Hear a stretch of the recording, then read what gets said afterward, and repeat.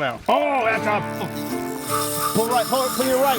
What's up, guys? Captain Blair here. You know, whether you have an airboat, offshore boat, inshore, these days a lot of people are dressing up with this EVA foam like you see on this boat right here, and it is hard to clean, and there hadn't been a product on the market like this yet, and Brite has come out with a cleaner that actually cleans this EVA foam awesome.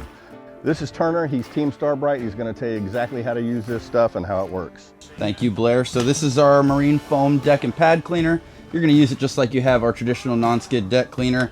Pop the cap off, pour it out a little bit on your deck.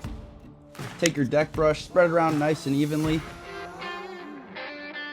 Let it sit for a minute or two. That really is the key thing with this product, is that dwell time. Bringing all that dirt to the surface, giving it the time to do that. Hit it with some fresh water, and you have a brand new deck and you're ready to go fishing.